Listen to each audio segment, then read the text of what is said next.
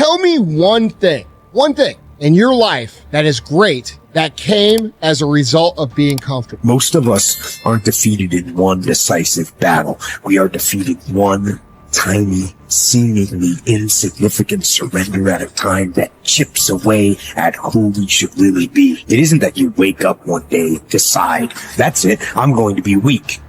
No.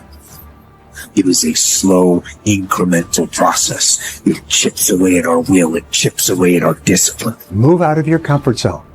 It's the courage to move into your zone of discomfort where you feel awkward and clumsy and sometimes alone. The comfort zone is one of the greatest enemies of human potential and of your potential. The people that are really successful, they're not looking for comfort. They're looking for excitement. They're looking for potential. Give up this old idea, I just want to be comfortable. Quit lying to yourself. You know you seek more than comfort. So understand that when you're trying to avoid the pain, when you're trying to avoid the struggle, when you're trying to avoid the hard things in life, you are actively choosing to be average. Start putting some pressure on. Put some pressure on yourself. Get out here and get about it. Once you figure out that you're in a race amongst billions of people that live in this world, you're in a race by yourself. You have a purpose, and it's your purpose, not everybody else's purpose. It is your purpose and only your purpose, and it's your race. That means you are persistently bigger than your excuses. You are persistently bigger than feeling lazy. And you are persistently beating the feelings that typically stop you. Stop coming up with excuses.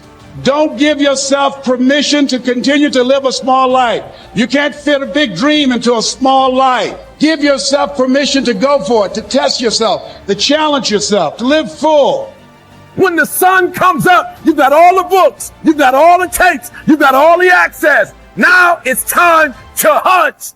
And what separates you from everybody else is that when it's time to hunt, you're ready to hunt. What I've come to appreciate when you're working on changing your life, changing some bad habit, getting out of addictive situations or relationships, or working to build a dream or making a difference in our society, it's hard. There are going to be all kinds of challenges that we all must face. You cannot live in this world without a challenge. You cannot live in this world without a struggle. Greatness is right on the other side of pain. So what are you running from it for? You say you want to be successful, then push through it. Stop making excuses and go get it. The lack of self-discipline is the major cause of failure, frustration, underachievement, and unhappiness in life.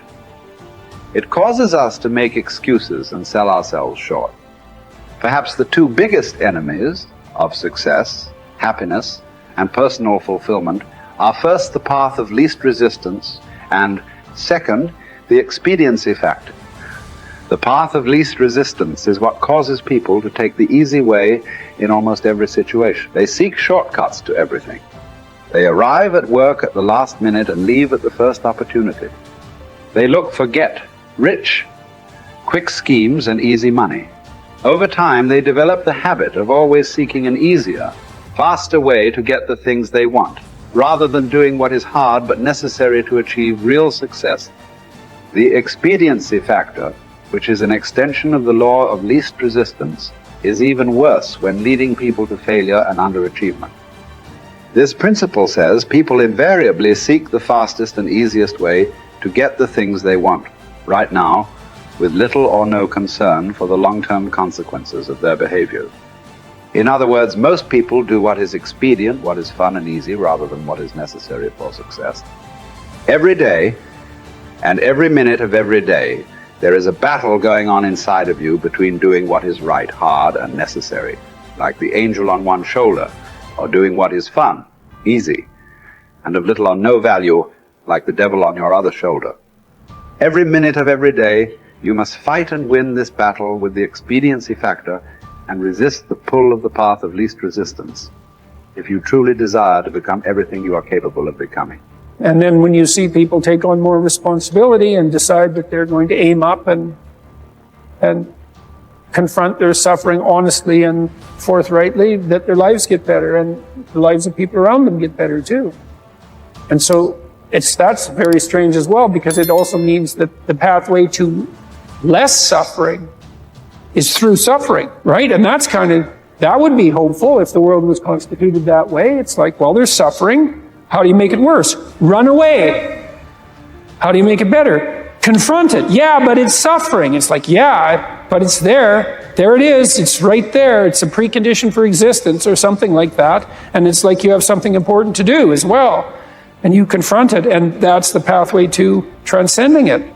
We need to figure out, like, now, today, what is, the best way to live your life? What is there's got to be ways you can be putting forward the most positive energy. I mean, we know objectively what's causing pollution. We know objectively what's causing birth defects, and we're taking in too much chemicals and not enough vitamins. We know objectively all this stuff. We know how to organize our world, and yet we don't do it. We know how to organize our health, and yet very few people do it. We know all these things. The right path to being a happy, healthy person is to do all the shit that we already know you're supposed to do. Take care of your body, take care of your health, take care of your mind, your stress, meditate, be kind to people. We all know that.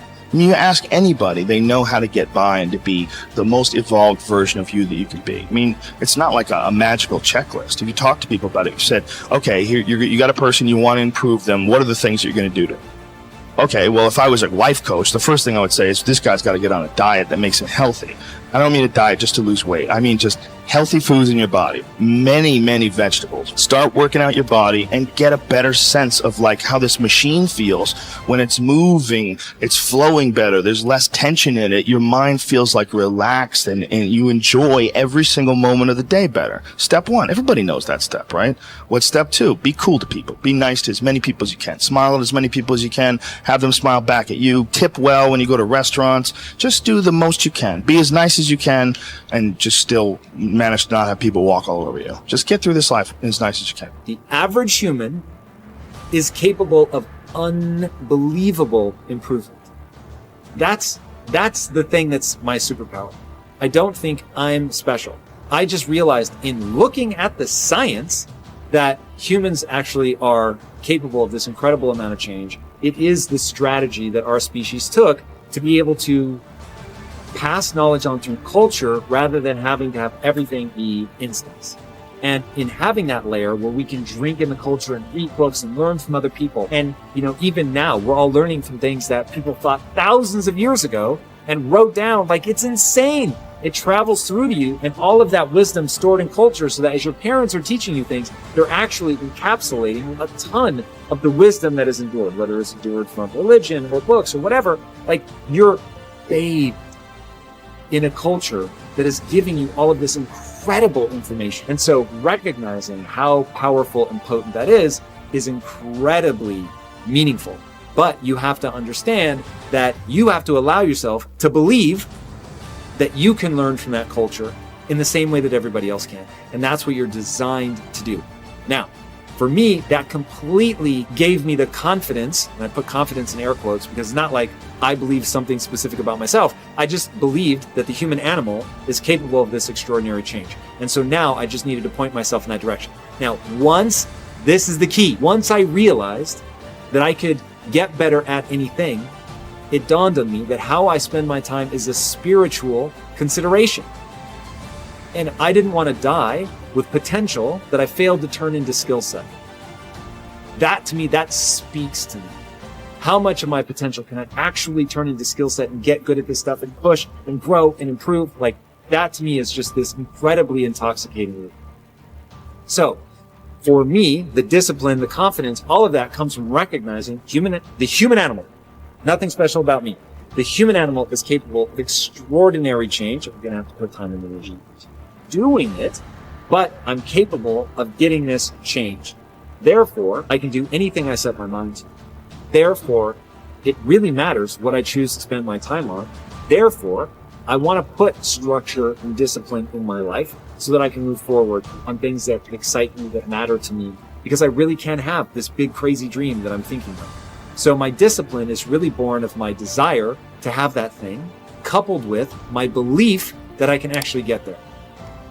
Desire, and belief. Get those two things right, and the discipline will take care of itself.